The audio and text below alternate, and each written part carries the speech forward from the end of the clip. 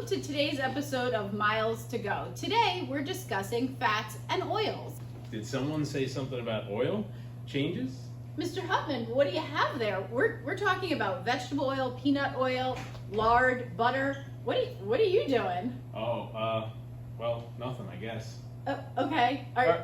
We're See you gonna later. bake with our fats and oils. You go lube up a car. Now that Hutman's back in the garage, we're going to talk about fats you can cook with, fats you can bake with, and what the best fat to bake with or to cook with is. I always like to start off with butter because butter is a natural shortening that comes from our friend, the cow. Now, anytime I bake, 90% of the time I use butter, and I use unsalted butter. Now, butter comes in two different ways, unsalted and salted. You want to add the right amount of salt into your recipe if you're using unsalted butter, but if you're using salted butter, you can just add a little bit less salt than you normally would into your recipe. Now, these are made from 80% or more fat from milk, from dairy, from our cow. Then we also have margarine. Margarine is made from vegetable oil that's solidified. So margarine is good if you have a cholesterol problem and you can't have saturated fats like butter. So butter is a saturated fat, and this would be considered unsaturated. It has 0 trans fat in it, and this is margarine. And then we move over to things like Crisco. So Crisco is also a solid shortening that you use, and I like to use Crisco, and I like to use this kind of shortening when I'm making pies, because pies you want a crust to be tender and flaky. The butter will give tenderness, but the Crisco will give flakiness. So I like to use a combination of butter and Crisco when I'm baking pie crust. And that's what I use Crisco for. And it comes in what looks like a stick of butter, but it's Crisco. And it also comes in a large quantity tub as such.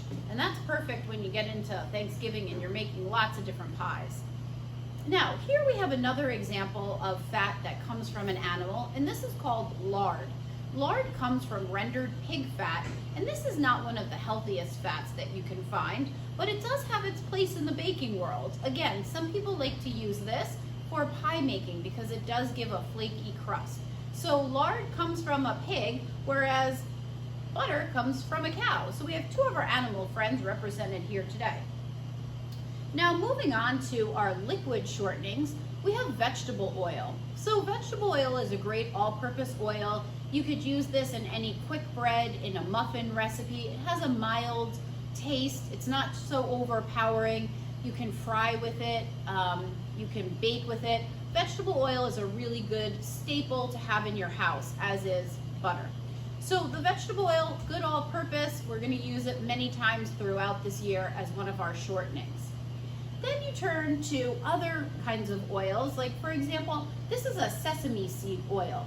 This is something that you might use when you're making Chinese food. It has a very distinct flavor, and some of these oils can get very pricey. Now, this isn't something I would ever bake with unless the recipe called for it, but it is a good fat because it comes from a sesame seed. So this is 100% pure, and this would be an example of a good fat.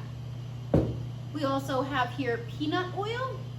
Now, peanut oil is great to fry with because you can fry at a high temperature and it's not going to smoke.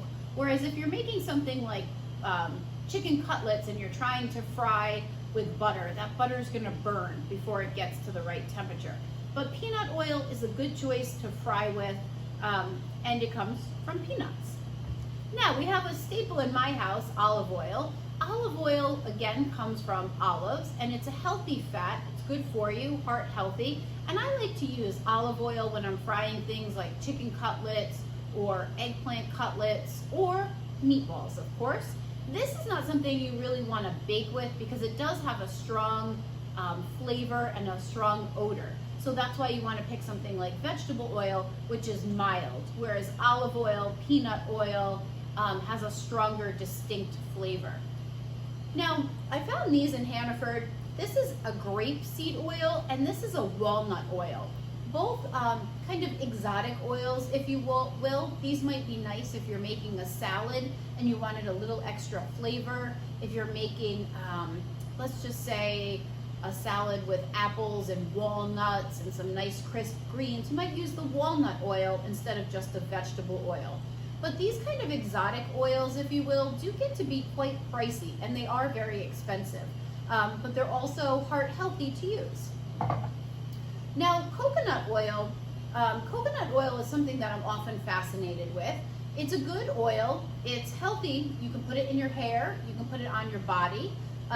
It's safe to eat. So coconut oil is an all-purpose oil. People who are lactose intolerant, meaning you wouldn't be able to stomach the fat that was in butter. You're not allowed to have dairy products. Oftentimes people substitute coconut oil, and this would be a good substitution. Again, good conditioner for your hair. And then I used today 2 examples of cooking sprays. Now, when we talk about greasing your pans in order for them to bake, you want to use something like a PAM spray like this, which is a butter spray, or one that calls for PAM baking with flour. So some of our recipes will ask you to grease and flour a pan. This PAM substitute will take care of doing both. You won't have to flour your pan after you're done with it. All right, just again, in order to recap, let's just talk for a minute.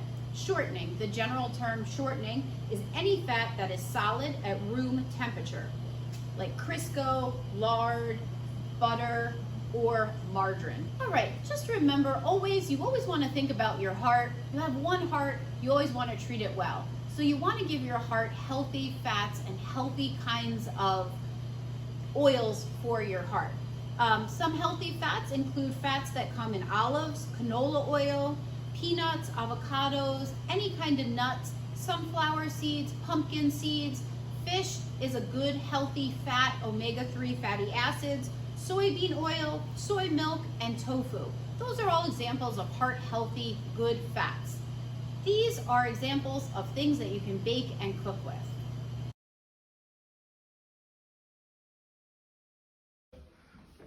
I think you're moveless. I would never use a substitute except for butter. I think you're just perfect. I don't care what the others think. I'll take butter any day.